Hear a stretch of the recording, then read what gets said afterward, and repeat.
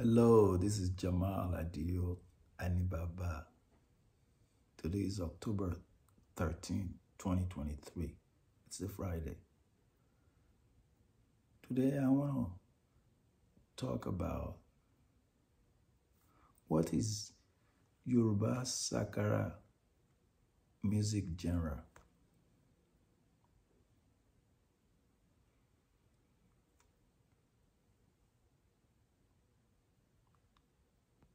That particular genre, Sakara, follow most of the musical genre globally as it evolved.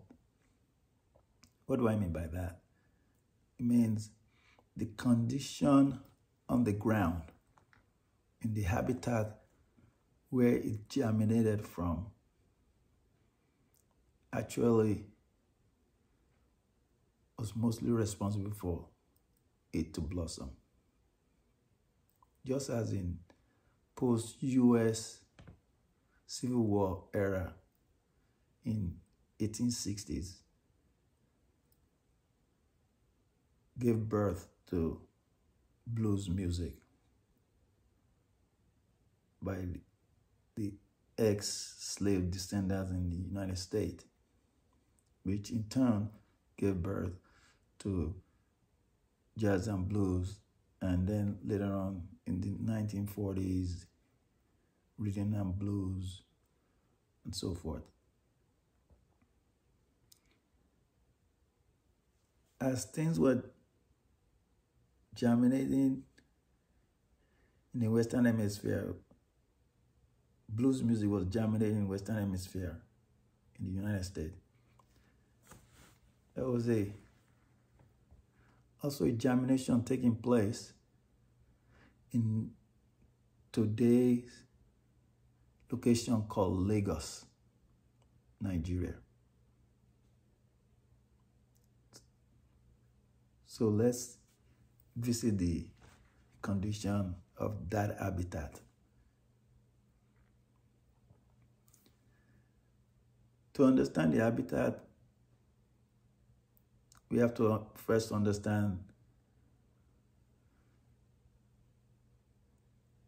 the settlement in that area.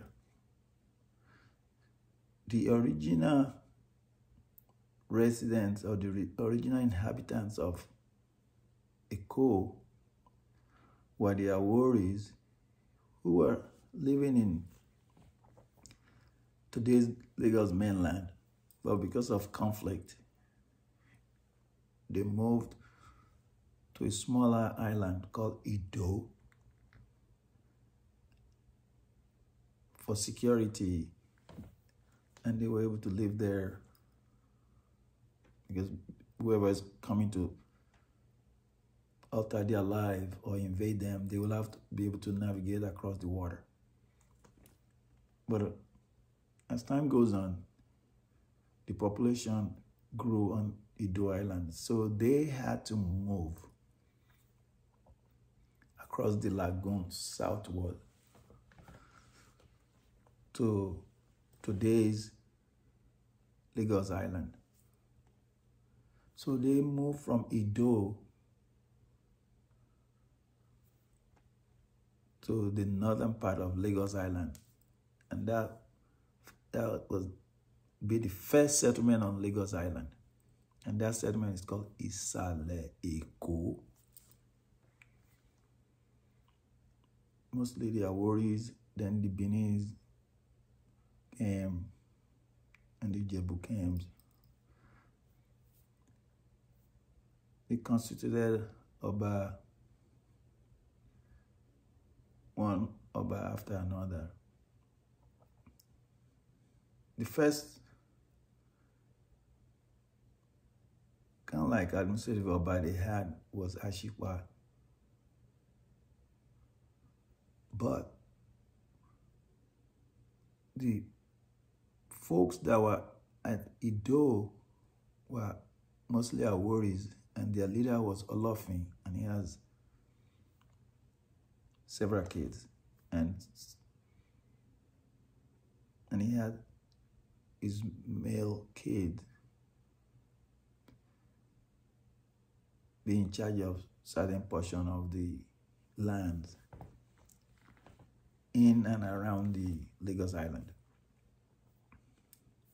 So by the time the kings start forming, the king was just administering the citizenry. The king of Lagos never owned the land. The land belongs to the descendants of the Olofins. And it to be at Oto. So Oloto, Onitomo Oto. So Oloto was never subjugated to the king of Lagos, above Lagos. That was why, because he owns the land. He's the descendant of the land owners. So the first settlement was between 15th century and 18th centuries. So 1400 and something to 1700 and something. Okay. But by the time the king Akinchimoy came to power, he started interacting with the European traders. So the country started blossoming. The city started booming, or the island started booming. And that attracts more people.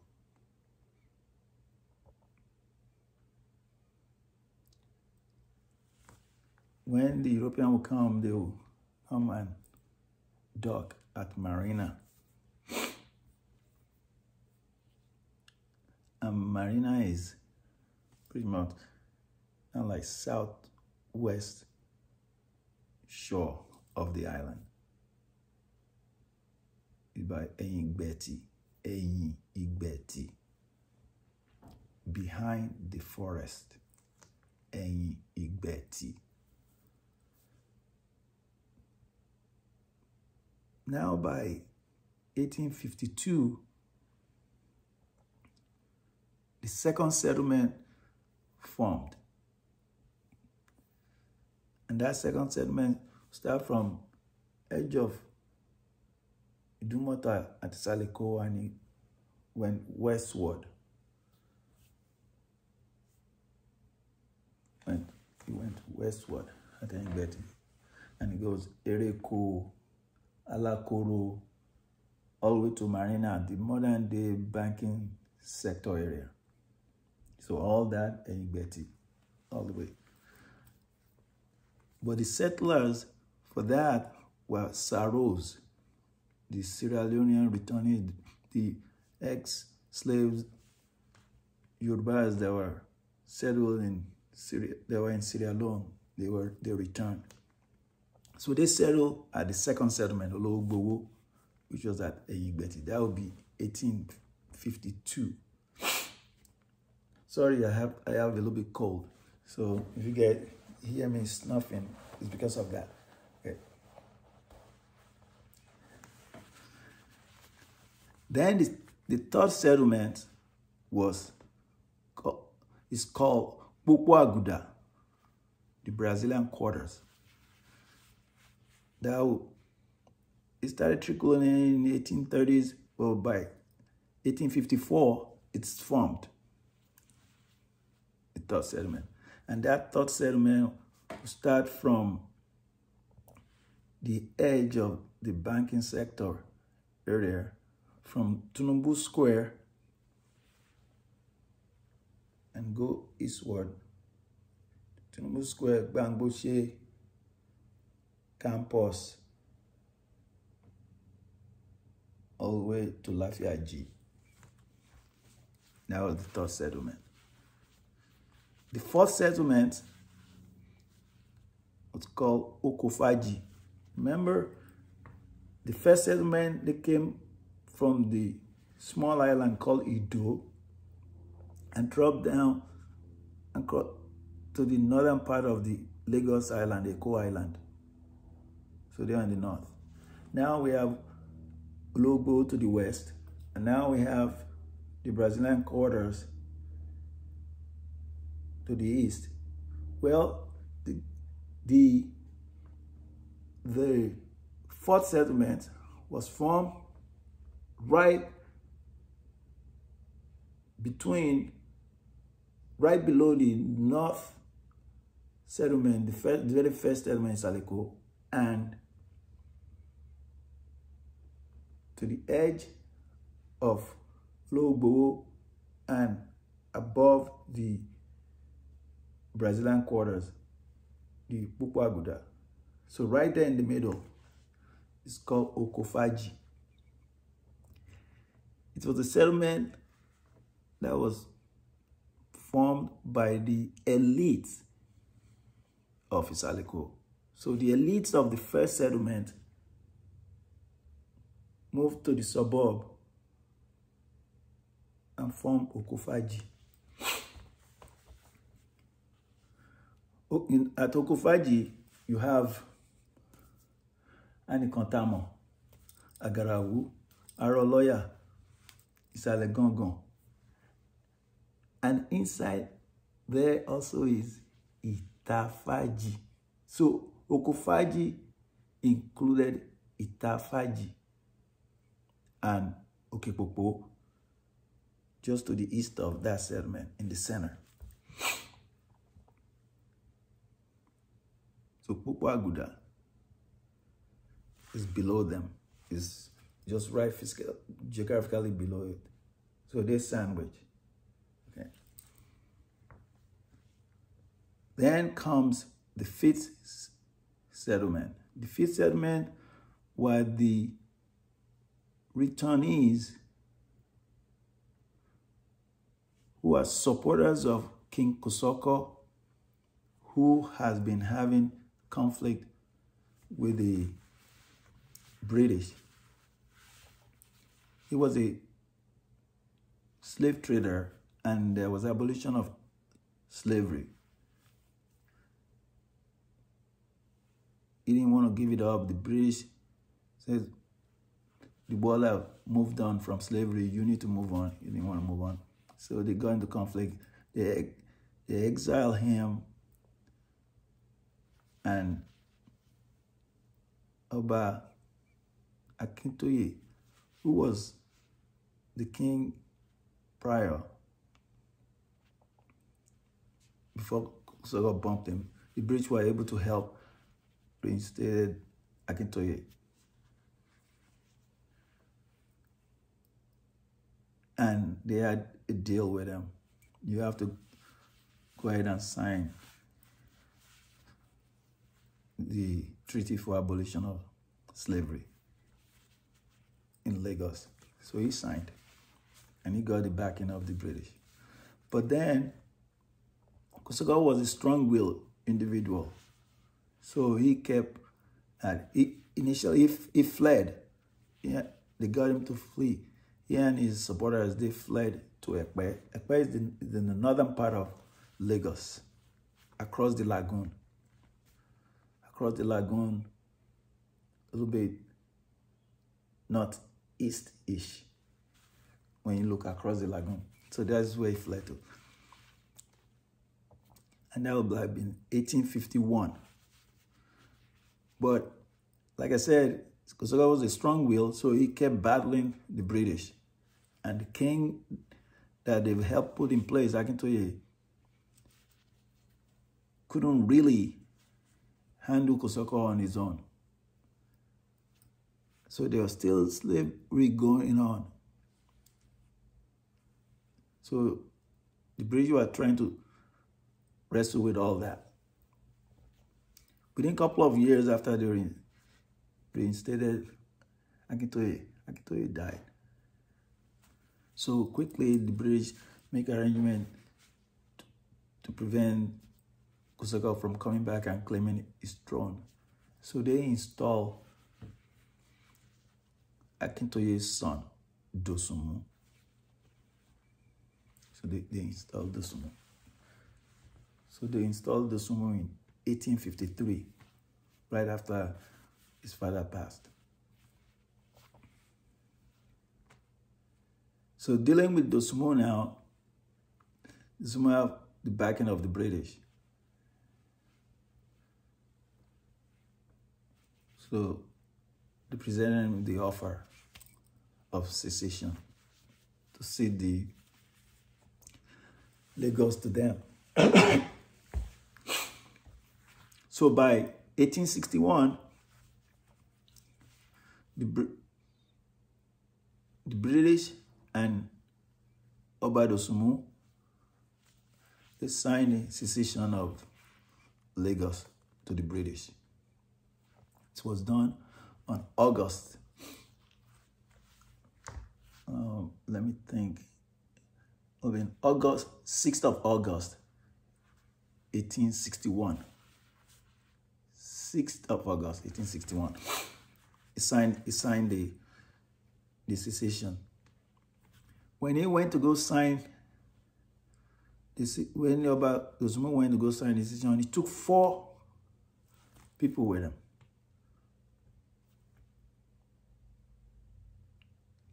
So it became 5 signatories that signed the secession. First was Dosunmu himself, Oba Dosunmu, the King Dosunmu. Second was Talabi. Talabi is related to Dosunmu. Àwọn Onígàndó of Igando. Then Ọba Nikoro, who is a chief, Ọ̀dáfà Ọba Nikoro, he signed.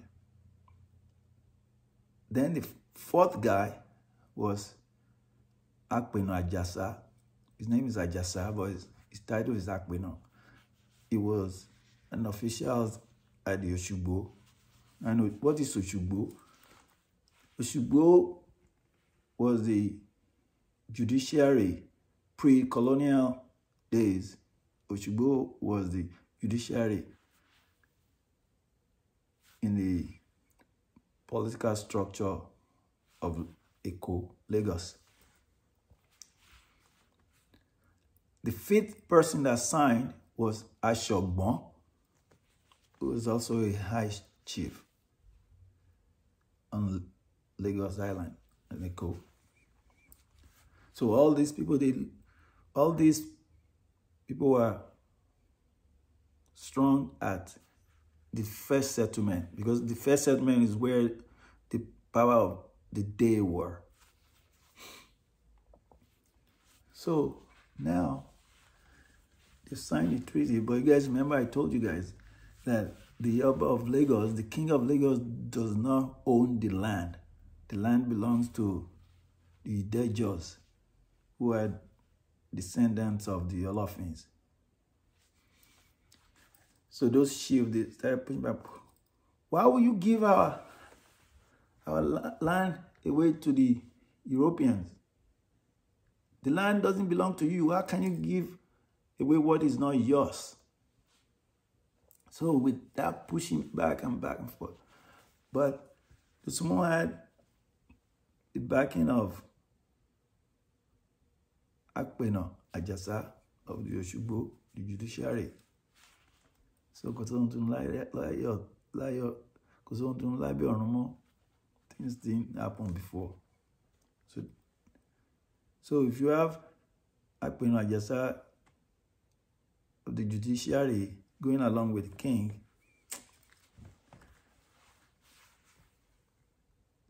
things should be fine. So Akpeno felt he had a symbiosis relationship with the king, vice versa. So to reward Akpeno, Kabiyesi gave him a little bit more responsibility.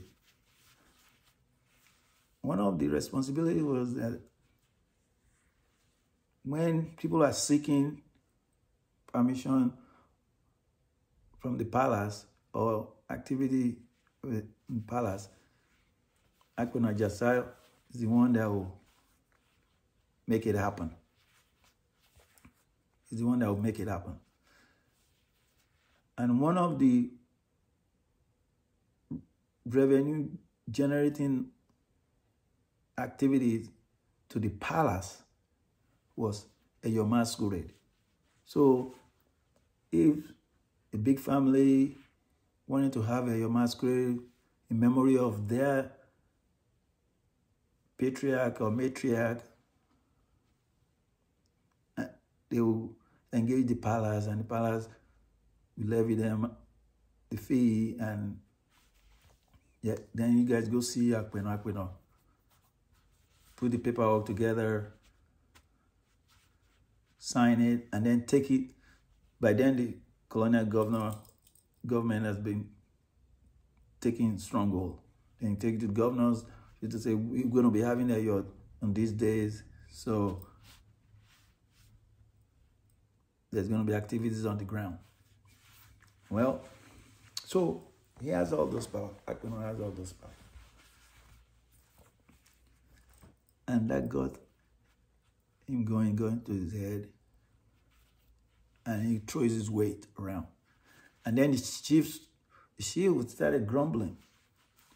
Well, anywhere they have an occasion or event, Akpeno will sit right at the podium next to the king, whereas all the other chiefs sit lower, looking at the podium. They started grumbling. It seems like we have two kings. And you're right, like, you can never have two kings. You can have multiple chiefs, but you can't have plurality of kings in the palace. Well, there's an event they always have at Isaleko at that time. It's called Ose Iga. Ose Iga is more social. They cook, a lot of meals and socialization. More relaxing. Remember now, that settlement is not too big, so kids and families will come to the palace and merriment. At that Osega, it's done every 9 days. Osega, every 9 days, they will do it. Well, upon one Osega, they set up. And they set up, Osega, Kabisi was on the eye, and I just pull up his chair right next to Kabisi. And the chiefs, they throw jabs at him, like, things they've been saying, quietly grumbling among themselves, now they say it out loud.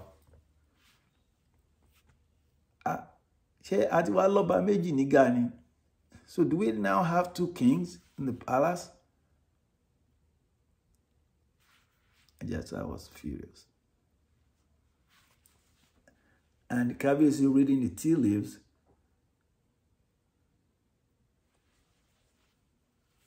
kind of like throw the jabs, soft jabs, to kind of like, no, it's a joke. I got furious. Well, attendance in that event was Prince Oyekan, who is son of the current king, Dosunmu. He got into it with Ajasa too. In fact, he got into it physically. And his father scolded him. Like, you never do that. You never do that to a high officer of the land. And moreover, someone much older than you.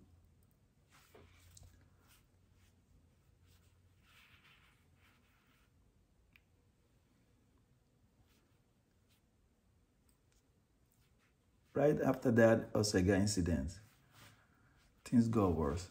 I got real more infuriated.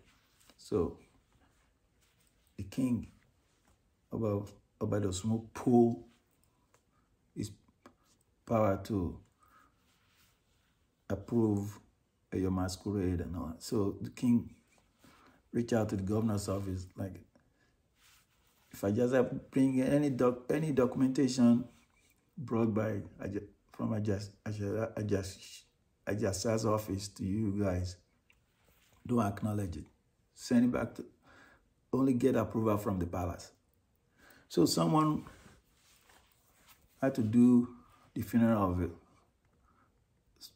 of their parents, and they apply for your masquerade. I just fill out the paperwork, send it to the governor's office, and they took it to the governor's office, and they declined it. They told them, go back to the palace. You don't no longer have authority to process these papers, these documents. He was hot. He was hot. He was hot.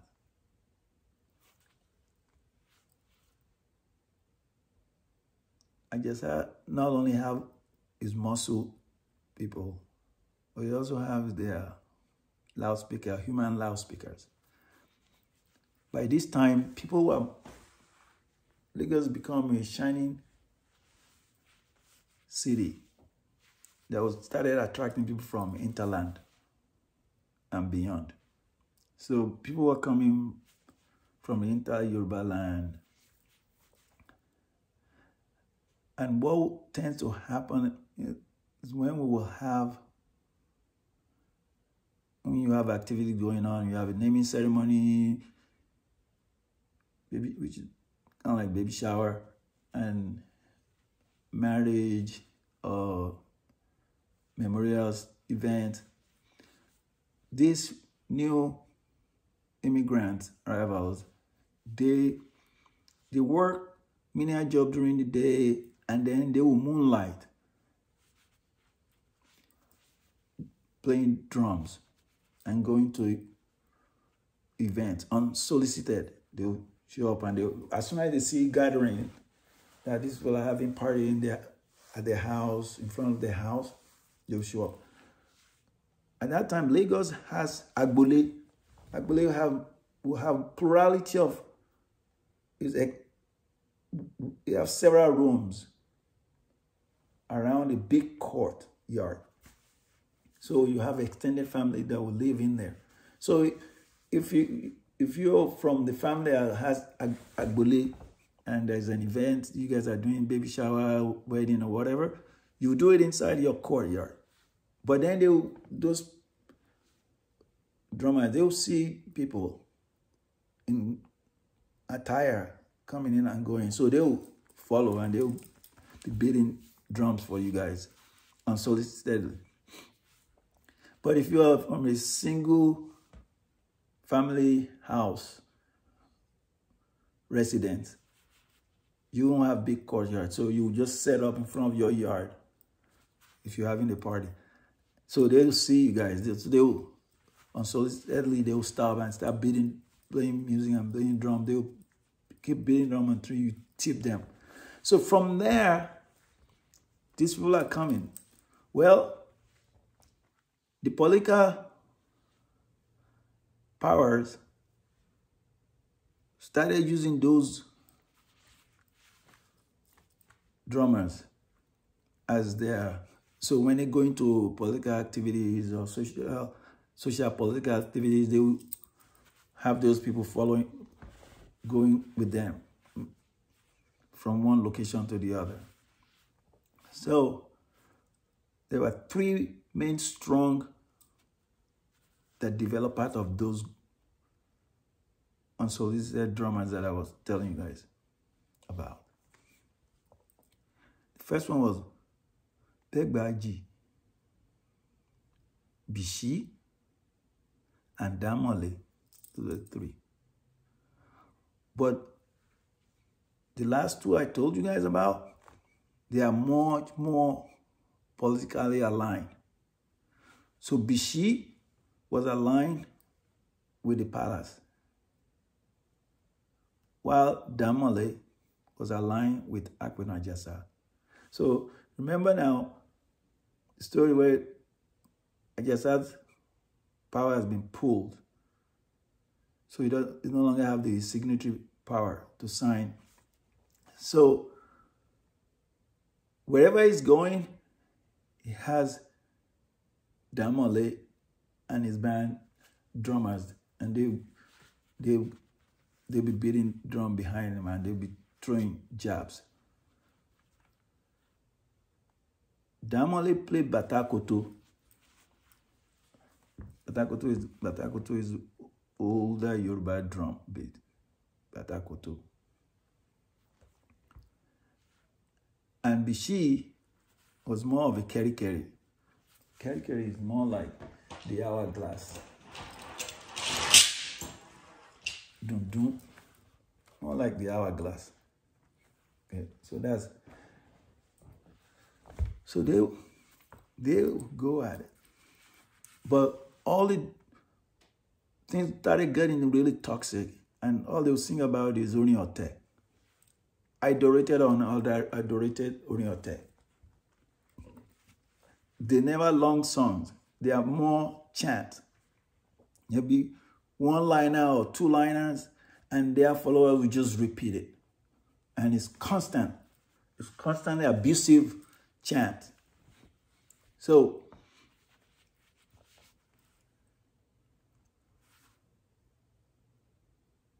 things got out of hand.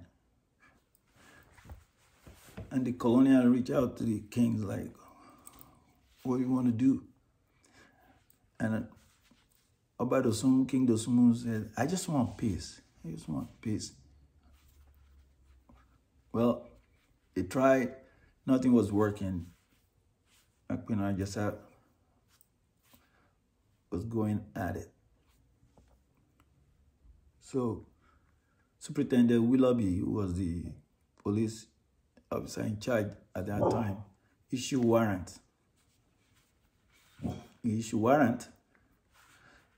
The warrant he issued covered Ajasa and 4 of his henchmen. Okoya Oluwa, Agoro, Akinwumi, and Obirikiti. So those 4 issued warrant on them, arrest them, and took them to Marina. Remember, Marina was at the southwest of the island, where the boat would dock. And then they shipped them to the Gold Coast. As they were taking them to the Gold Coast, Akpeno Ajasa vow, and he used a Yoruba line. Would you direct in Kusoku Iwajeo? Ama lo ama bo. The African grey parrot doesn't perish at the field where it's gone to. We shall return back home, just as the grey African parrot always come back home to roost. So they left. Peace. Okay. Peace was in town. But 6 months after they got deported, Obadosumu died. Obadosumu died. The British facilitated installation of to the throne. Remember Prince Oyekon that got into it with Ajasa in the palace physically? He became king. When he got to be king, oh man, and Dad already told me I shouldn't have got into it with Ajasa physically. So he's thinking, oh, this could be a way for me to fix things. So I approached the British, like, let's bring him back in for this peace and prosperity of the land. So the British saw the opportunity. If we bring them back and things works, we'll roll with it. If things doesn't work, we're gonna play Machiavellian card. We're gonna seize opportunity. So, head they win, tail they win. So they brought them back. When they brought them back,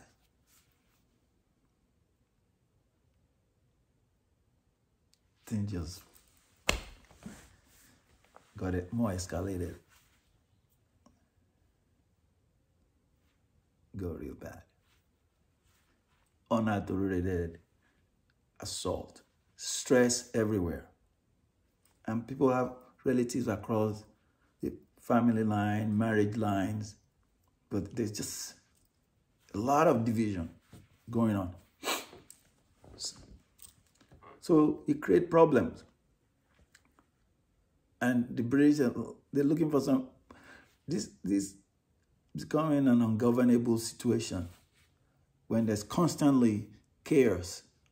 Any little thing will turn into a fire. Big time drama. Well,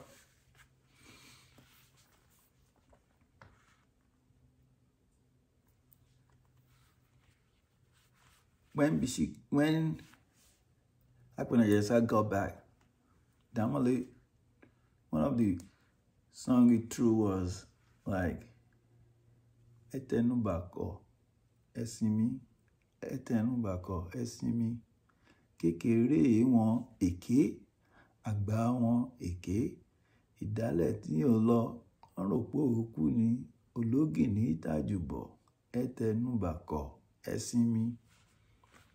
Kékeré wọn èké, àgbà wọn èké. So the only song is lashing out on both their youth on the other side and their elders. He's lashing out on them. And on the king's side, Bishi came back with a song of his own. And his own, he just went generational. He goes, Òdòdó Akíntóyè ó ti nítorí bá pọ̀ àdẹ̀bí. Òdòdó Akíntóyè ó ti nítorí bá pọ̀ àdẹ̀bí. Wọ́n wò wèrè ó sàn tán ó gbaya oní ìṣègùn lọ. Wọ́n wò wèrè ó sàn tán ó gbaya oní ìṣègùn lọ. Òdòdó Akíntóyè ó ti ní bóore bá pọ̀ àdẹ̀bí. Orí ló ṣe fún, ó ti dẹ̀bí mọ́ ẹ lọ́wọ́ nsìn.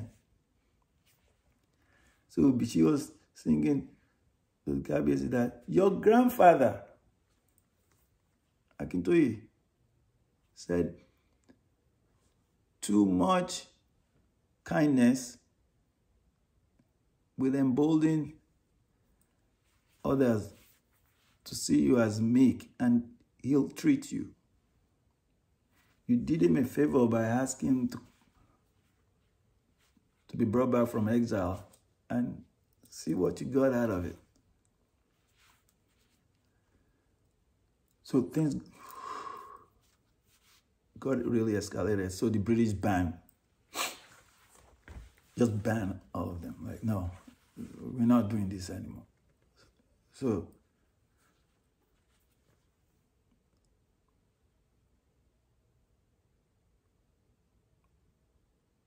now we have about Yekon the first, who's in charge. So he took over when his father Dosunmu died in 1885. So Dosunmu went on the throne from 1853 to 1885. So Akíntóyè now, Yekon now got on the throne in 1885 till 1900. So the beginning of the 20th century, Oba Isugbayi Eleko was the king when Abibu Oluwa was born.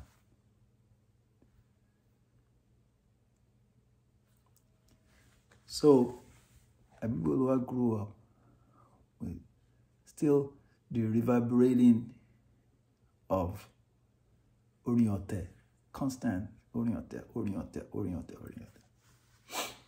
Who is Abibu Oluwa?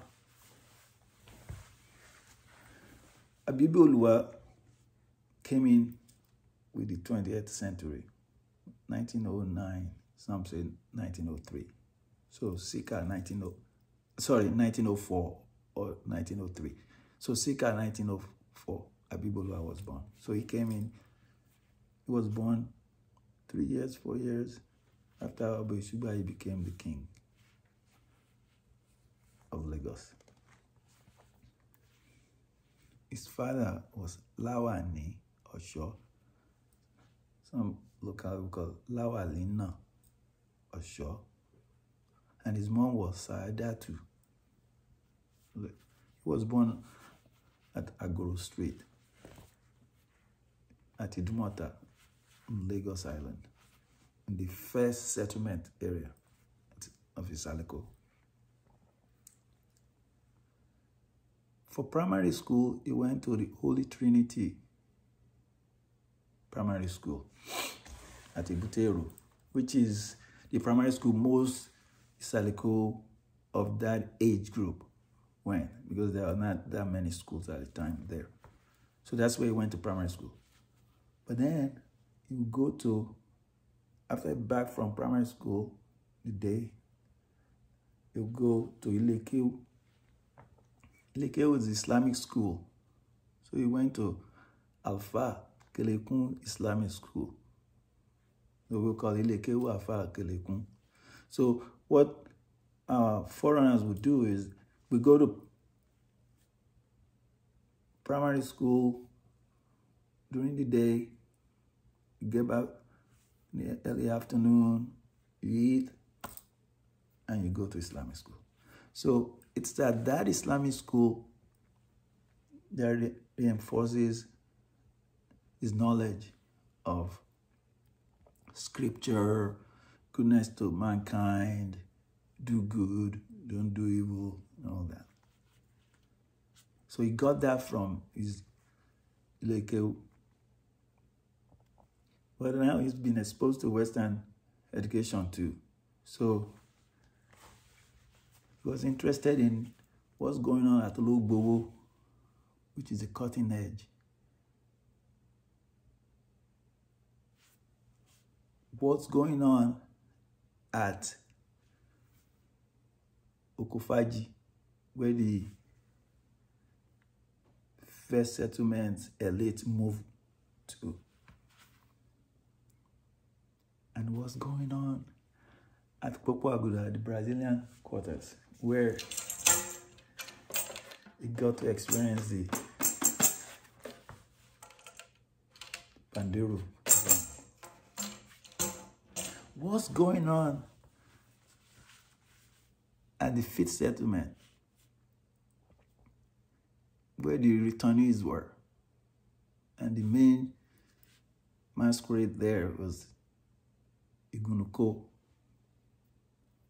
primarily belonged to the Takbas, and the leader of the returnees at Ekwetedo was Oshodi Takba.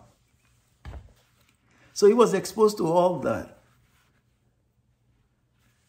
while carrying the burden and the history of constant abusive music.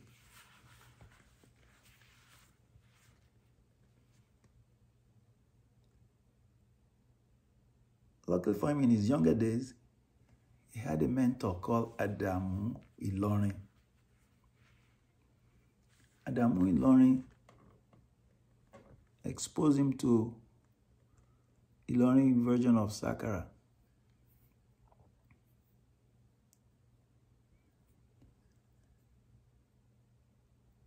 He mentored him on how to play the African flute, the Goje string violin, African violin, and Molo. Molo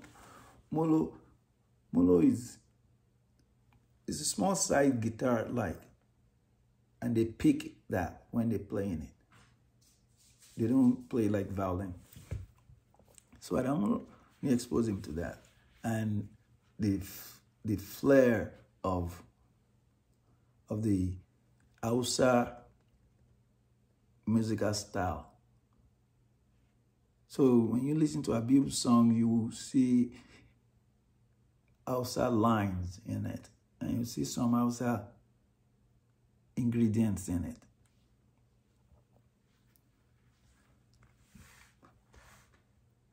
So he grew up with that. And when he decided he's going to do music, it was he moved away from the normal Yoruba custom music on the scene at Isaleko, at the settlement number 1. One of it is Igbe. Igbe. They will use a drum that looks like this, but it's pretty much played by elderly ladies, postmenopause women only. They'll play it. And they just use their hand.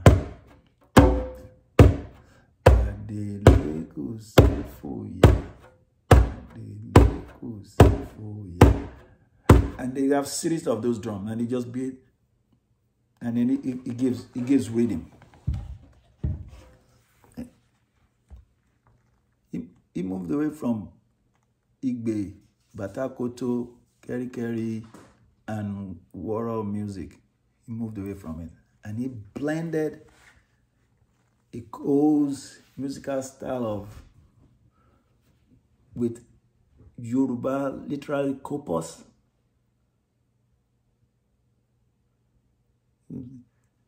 Ẹbọ kékèké nígbà láìsàn, ilé ayé dára, ìwà rere lẹ̀ṣọ́ èèyàn.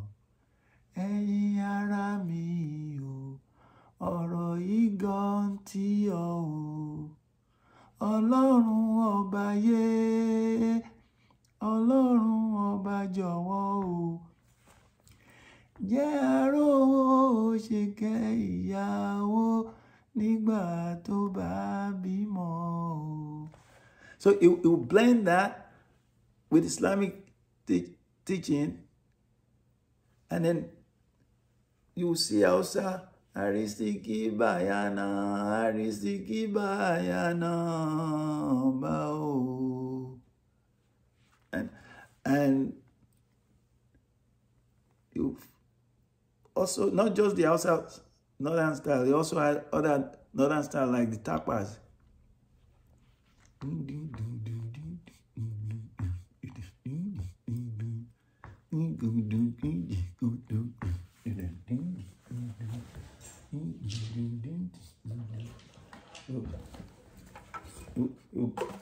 This it got from the tapas.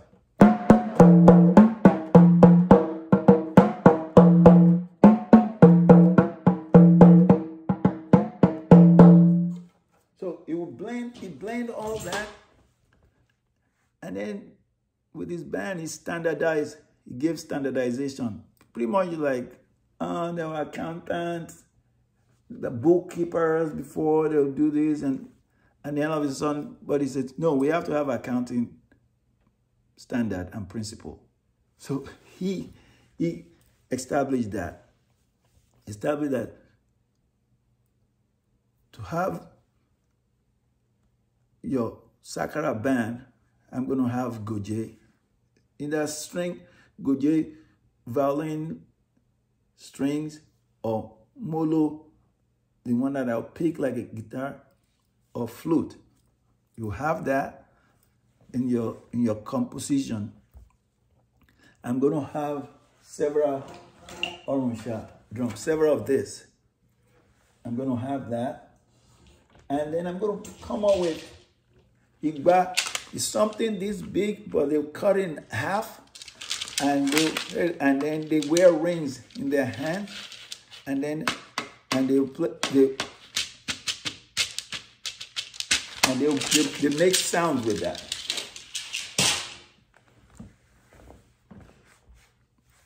So he decided he's going to have, that would be his assemble.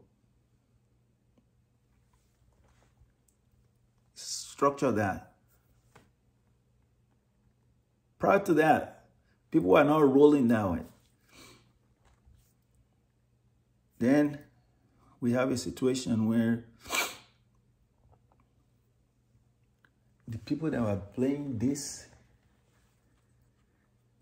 dun and keri, they were the one that were monopolizing the industry at the time.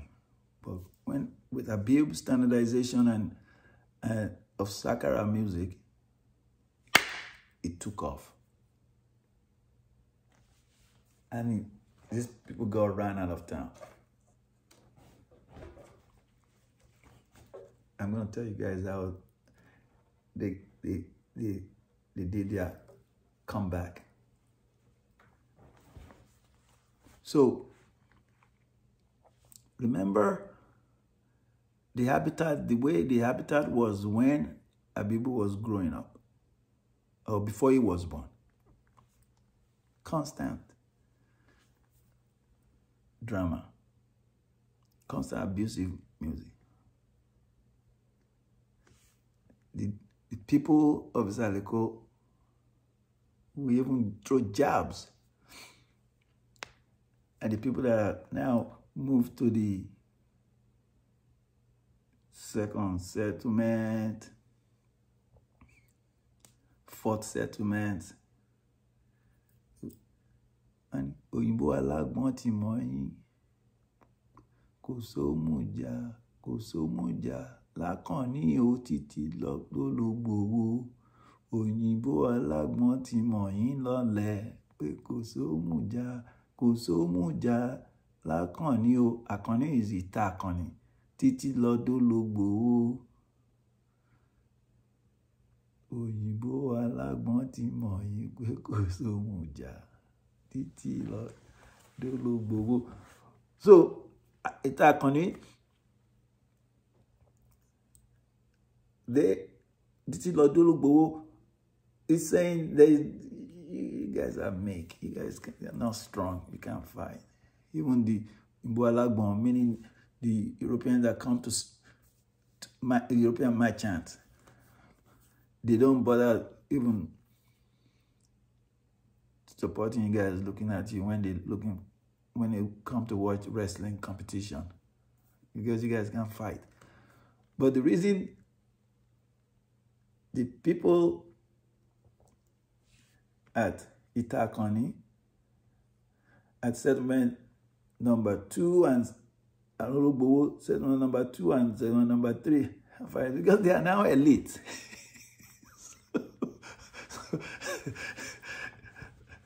Anyway, so to move away from all that constant conflict, constant backburning, I'm going to play Sakara. I'm going to call it Orin Faaji. So the definition of Sakara, Orin Faaji, not Orin Faaji or Orin Oko Faaji, Faaji. Oko Faaji is F-A-J-I. But Orin Faaji, F-A-A-J-I. Orin Faaji, leisure song. Something that relaxing and soothing, not constant bickering, breaking. So in his several songs that I first ran across, he would label them Orin Faaji. And I haven't, as a kid, I didn't take a deep dive into it. I'm like, why is he calling it Orin Faaji? Why didn't he just label a title like the current musician will label their song? But that's what got him to focus on Orin Faaji. We're not doing this constant battle, hatred, but perennial hatred. We're not doing this anymore. So that's the definition of Sakara. Sakara, Orin Faaji, leisure song, or songs of leisure. Okay, now you know. Okay, like I told you guys, Sakara caught fire. other musicians started following him. But not all of them use his established standard format of string instrument. You have to have about 3 or so of Oruncha drum, an igba with the ring beating on it, and then you have our ring. People that sing along with you in your band. But there was an individual called Nasiru Ayeke. He has strings, he has igba, but he uses this in his band.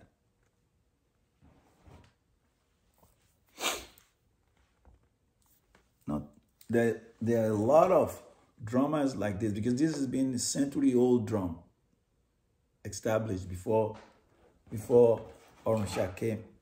So it's not going to be easy for you to find Oruncha drummers who are really effective. So not Ayeke use that. But Muniru Singer, who's Abibu Kekere, he followed Abibu Agba format. Abibu Agba is Abibu Olatunji Ayinde Oluwa. He followed that. When you used to follow that, he has string, he has Oruncha, and he has the igba and the singers in his band.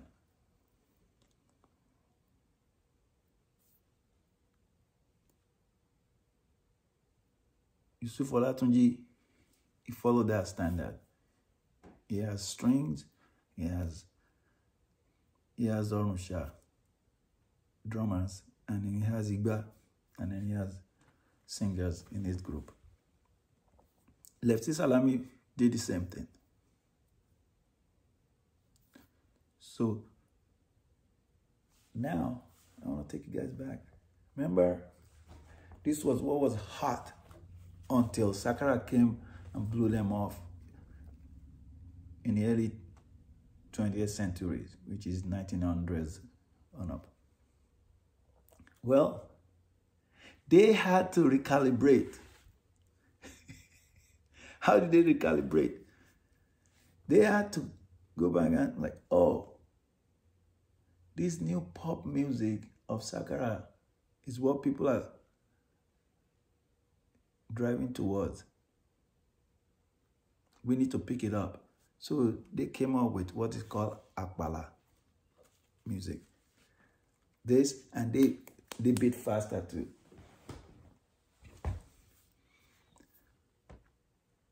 Historically, some people said, oh, Akbala was in the 30s, came into fruition in the 30s. Some say it came in the 40s. The Gali Mukaiba was an Akbala player. He claimed it was 1943. But there are others in the other part of the Yoruba land that shows that it predated 1943.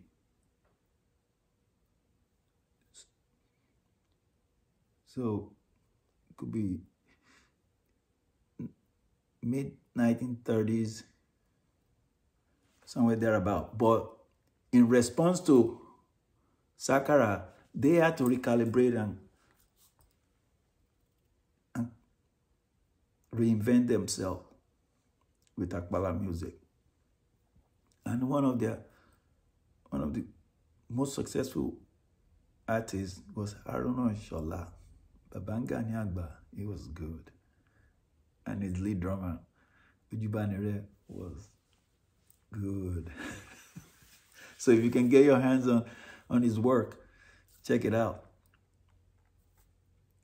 So at that time now, you have to remember there's no copyright among the African. It's not an African mentality. In fact, someone is copying your song. It's kind of like giving you a respect or accolade. So Abibu knew people were copying his work. And I, for one, personally, I appreciate the work of those people that were recycling Abibu's work. Because when Abibu when he started in the 1920s, there was no really good recording studio. The European, they just bring create small space, record, and then ship it, mono recording, and then bring it back. But later on, the later artists, they have better equipment to record. So with the recording and recycling of Abibu's songs by people like Muniru Singer, Lefty Salami, Yusuf Olatunji, and array of artists, not just Sakara musicians, across the board, it gave our generation opportunity to be able to understand some of the lyrics of the songs that Abibu was singing. So for me, anytime I run into a wall and I reach out to my Alajobis and we still can't break the lyrics, I search for recycle of Abibu Oluwa song by Lefty Salami. Then you will be able to hear what the lyrics were. Because Lefty Salami, Oma sọ̀rọ̀ kọrin ni. You could, when he sings, it's like talking. So you could catch what he's really singing about. But Abibu, he sang more like Bob Marley, kind of like style. Very much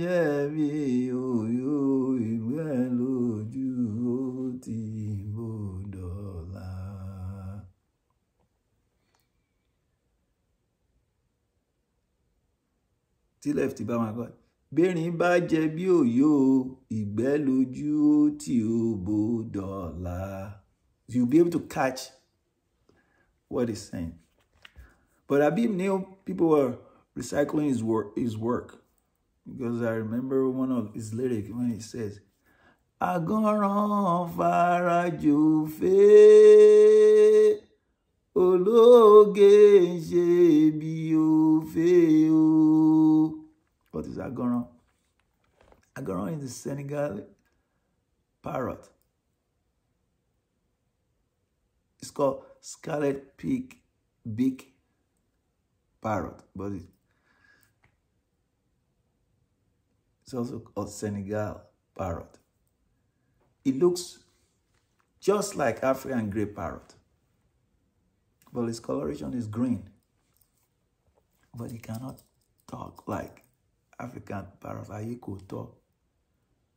Agọ́ràn Ofiara Jo Ofe. Ofe is African parrot. Is another name for African grey parrot. Yoruba will call him Udidere Ude Ufe. So Abibu used the older name Ufe. Agọ́ràn Farajo Ufe. Agọ́ràn look physically, he looks strong, physical body shape. It looks like African grey parrot, but he can't communicate like African grey parrot. Ológe ṣe bí ó fẹ́ o. What's ológe? Ológe is a wag-tail bird. Ó ṣe bí ó fẹ́. his body is not like parrot. You can't mistake him for parrot, but he will act like parrot. So this musician, it looks kind of like me structurally. I don't care. But it's not complicated like me. And the other one that doesn't look like me.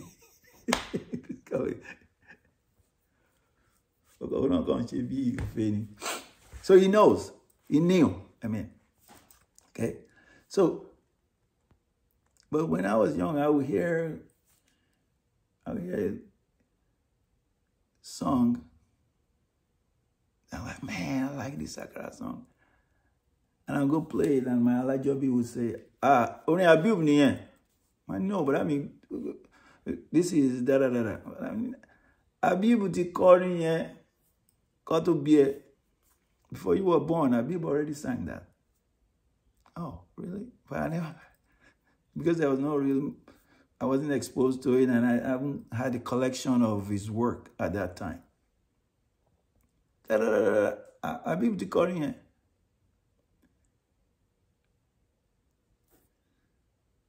So it's the same, similar to, I had a similar experience in 1970, early 70s, when I first heard U-Roy, a reggae artist. He's a rapper, reggae artist. I'm a rebel, so rebel, I'm a capturer. And I was Form 1 or Form 2, pumped up. And one of my Alajabi, Sultan, Uncle Jam, calm down. That's Bob Marley and the Wailers' work. That was their old. I said, no, this is yours. I said, go down, trust me. Pull out this, slot it in, and then I heard Bob Marley and the Wailers. I'm like, oh man, sorry, boo. I'm a capturer. But similar experience. Ẹni rí nǹkan yìí tó pẹ́ kú pẹ̀lú ẹ̀ o, ọwọ́ ẹni tó ti sọnù ńkọ́. Ayé la fi sílẹ̀ sí ọ̀rẹ́, dúró náà wẹ̀yìn ẹ̀ wò. Àgbájọwọ́ mà ní, wọ́n ló ń gbẹ́rù dórí. Àwọn ọmọ wa, ẹ má jẹ́ kan tàràgà. Ká parapọ̀ kárórì ó kárórì. Bójú tẹlẹ́gàn lágbára bá mi, ẹ̀ṣà mi àṣẹ. Ọ̀pá kan ò péjọ, ẹ jẹ́ kójú yín là, kẹ́ wá rí i pé bẹ́lẹ́gbẹ́ ń tọgbẹ́. Àgbájọwọ́ mà ní. May so rest in peace. And Bruce Campbell sang that. It was London-based. He strayed away to UK from Campus Square in my old neighborhood at Popo Aguda. Ebenezer Obey recycled it verbatim. So that's what artists would do when in their formative years. They lean on other forerunners or mentors to get going. And then once they get going, they catch fire.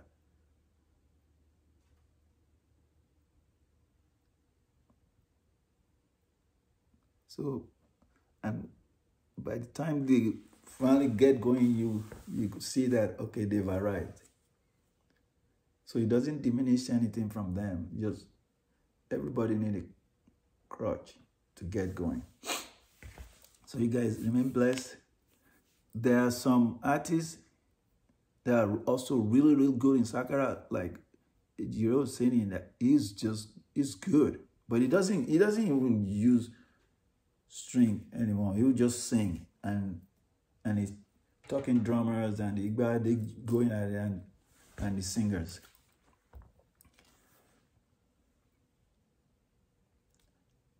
I want to leave you guys with this.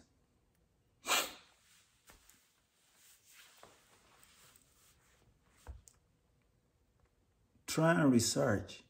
Don't look for one source.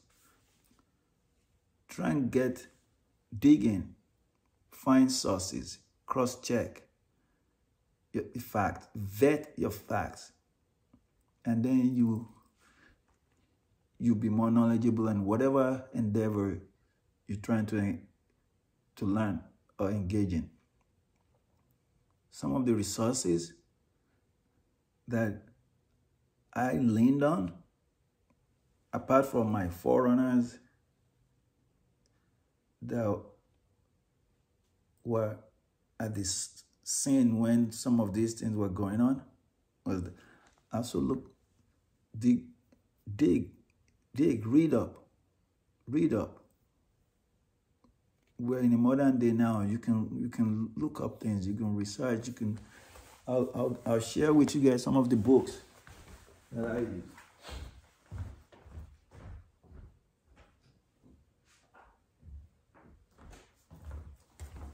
So a couple of books, and you should be able to get your hands on it.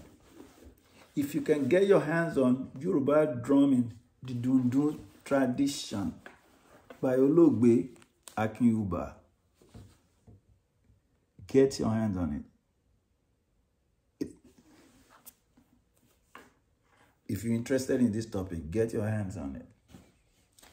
He is the world-class ethnomusicologist, both in West Africa, Nigeria, Ghana, Cambridge, and in Western Hemisphere, UCLA. It doesn't get better than that, Akinyuba. Regarding Lagos, if you can get your hands on the work of Alan Burns. Alan Burns was British officials. He worked in the pre-Nigerian independence era, the colonial office, in the secretary's office. If you can get your hands on it, Akinyuba, get your hand on it. If you can get your hands on Losi, he wrote a book about Eko, Lagos. Get your hands on it. If you can get your hands on Alajobi Fashiro's book about social political scene of Lagos, get your hands on it. HB Fashiro. And if you can get your hands on Lagosian of the 20th century,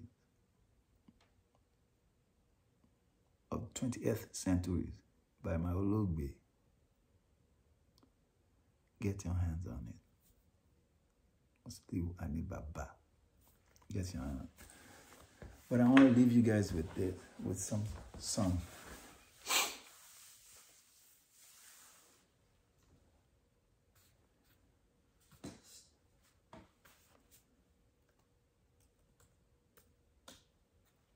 I'll play a beat for you guys, and then I'll play a Lefty for you guys.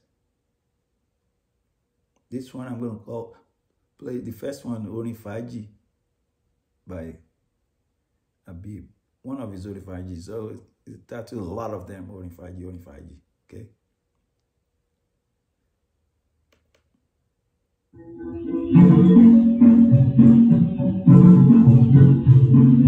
Ẹni afẹ́ là mọ̀, a ò mẹ́ni tó fẹ́ ni. Ẹni afẹ́ là mọ̀.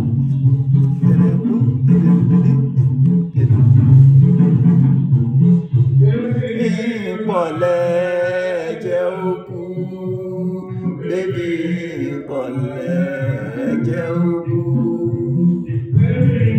Ìpọ̀lẹ́ jẹ́ òkú, bébí ìpọ̀lẹ́ jẹ́ òkú.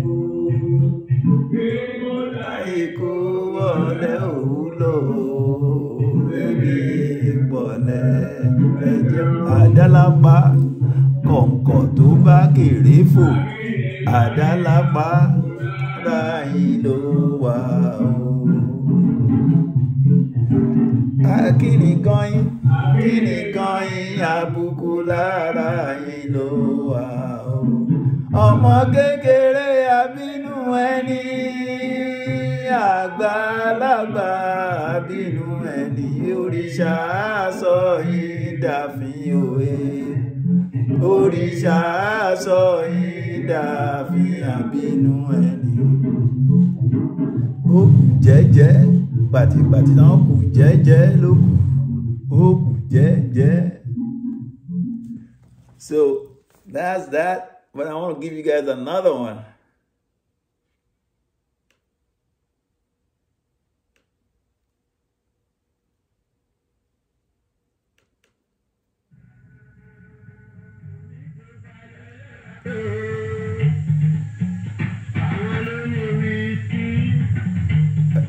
Give me a minute. I'm going to fast forward it.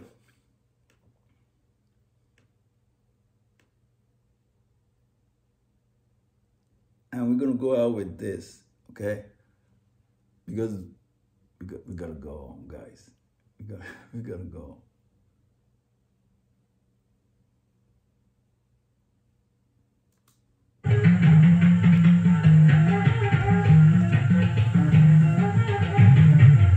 This is Lefty Salami Balogun.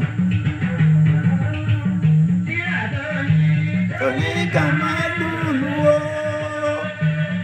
Tony Kamalulu, hello Mutira Noa, Kamalulu. The Quranic verse that says we shouldn't be playing music, we shouldn't be drumming. Go bring the drum. Tika mama ṣe iná lolúwa mi. Mamu tika mama ṣe iná lolúwa mi wí. Tí bá bímọ máa lùlù kan ní ọyẹ. Máa lùlù kọ́mọ jáde. Bímọ. Tí bá bímọ máa lùlù kọ́mọ jáde. Bọ́bá láwùrá o, mi ò jẹ́ bọ́bá láwùrá. Jíjẹ́ ẹgbẹ́ ọ̀dá. Bọ́bá láwùrá. I will not contravene what the Almighty God says. Jíjẹ́ ẹgbẹ́ ọ̀dá. Eléré tó wà nílẹ̀ yìí aṣámò lórí. Eléré tó wà nílẹ̀ yìí aṣámò lórí. Ìgbà ọ̀gá mi Abibu Oluwa. So he played tribute to Abibu Oluwa as his leader. He said, we know of all the Sakara musicians in this land, we know who is the leader. Orin.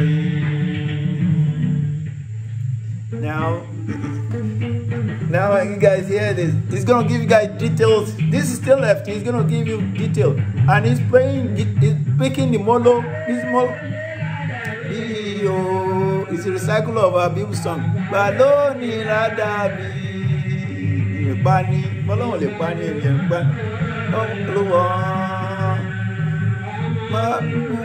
Abibu mi. Ọ̀nà tàkìjì o. Sún ní màmá sún sóko. Ohun rere a máa bò níre. Gbàbẹ́rẹ́ kóró rọ̀bẹ̀. Gbẹ̀rún ìkó tí kóró rádà. Ríwo èèyàn ò gbọ́pọ̀ ẹnìkan. Ìgbàbẹ́rẹ́ kò tó rọ̀bẹ̀. Needles, 200 needles is not enough to melt into an iron, to mold as an iron to make a knife. 200 needles is not enough to make a knife. Ẹgbẹ̀rún ìkó tí kò tó rọ̀bẹ̀. Igba márùn, meaning 1,000. Igba is 200. 5 times 200. Igba ẹgbẹ̀rún ìkótí ìgbà márùn. 1,000 ìkótí. Ìkótí is a little metal. It's about 3 inches long that our forerunners will use to remove wax from their hair drums. And it's not too thin. I mean, it's not too thick. So it says, ẹgbẹ̀rún ìkótí kò tó rọbẹ̀. Ẹgbẹ̀rún ìgbà abẹ́rẹ́ kò tó rọbẹ̀. Ẹgbẹ̀rún ìkótí kò tó ràdà. Ìkótí, 1,000 ìkótí is not, if you melt them, it's not, you don't have enough to make a machete. Irinwó ènìyàn ò rọ́pò ẹnìkan. 400 regular individuals is not, it doesn't match the real good leader in the society. 4 regular citizenry is not, we don't match an outstanding leader. Yes, somebody, oh yeah, God that created the sky and didn't fall. He won't let us be afraid and petrified.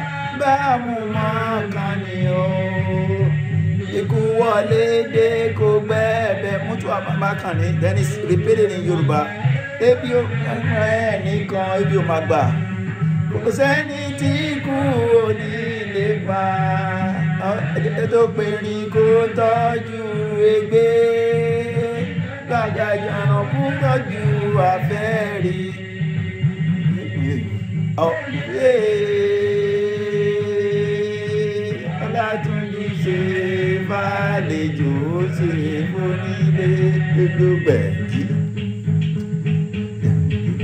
That's Molo is speaking.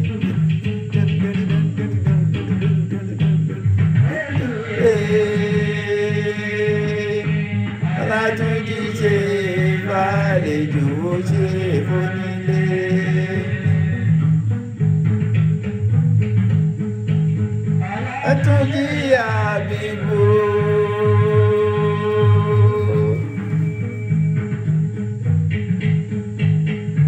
Akolana tagidi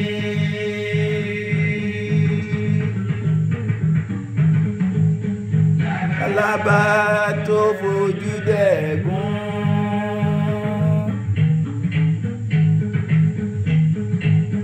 ìyẹ́ apá ẹ̀ àfàyà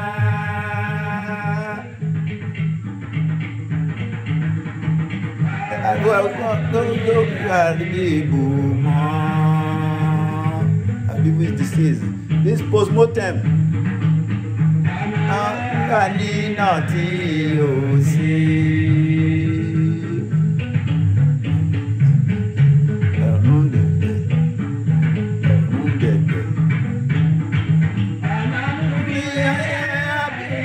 Mi ọmọ Sàádàtù náà ò rí.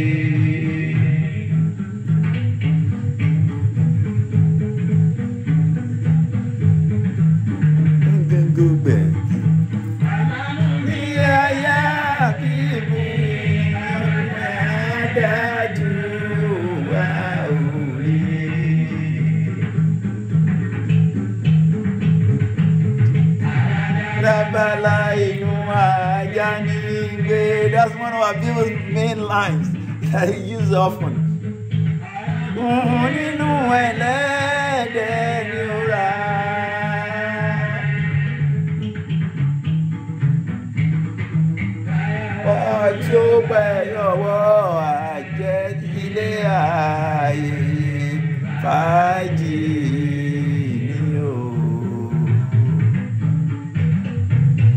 Àgbàlagbà wọ́n la fi ṣe ààrẹ.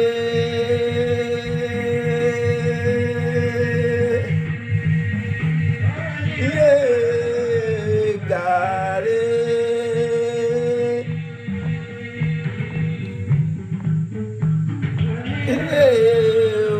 Gbàrẹ́ o.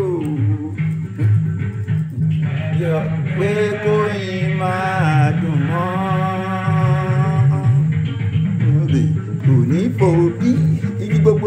má lọ fi òrò kò ní forí tààrẹ.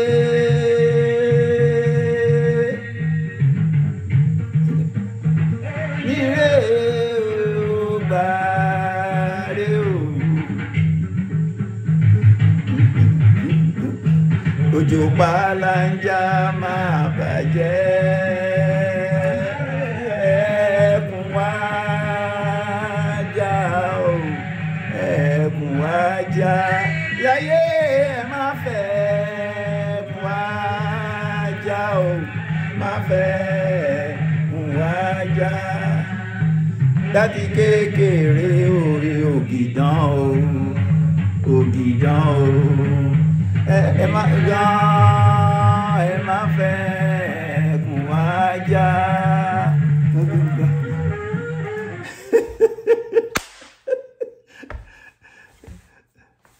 Ọlátúnjí ọmọláwálí náà ọmọ Sàádátù.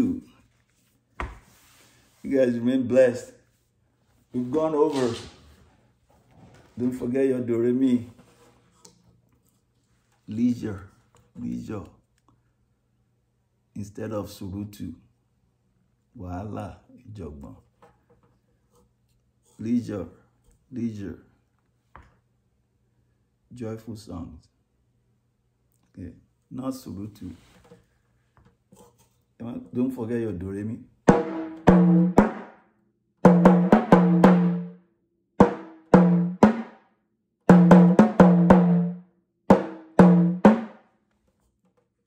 So, goodness to humanity overriding. We walk away from surutu.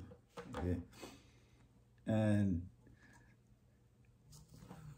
there was a drum there. Okay, igi gbogbo la fò mọ́ lè fò kò ní fò bí.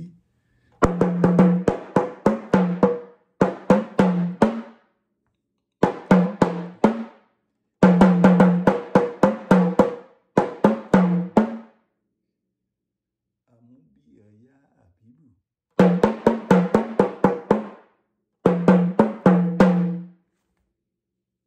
It's not an Orin Abibu Oluwa.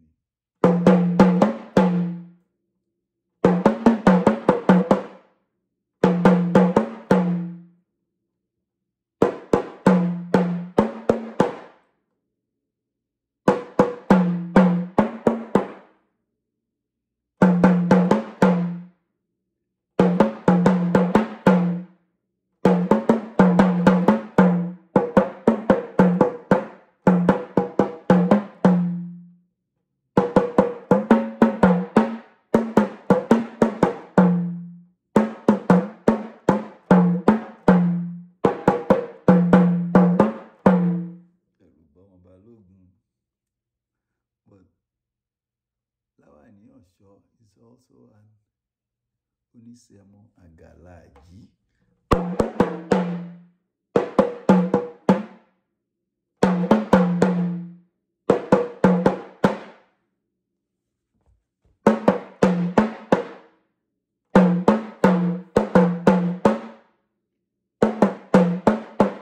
Orin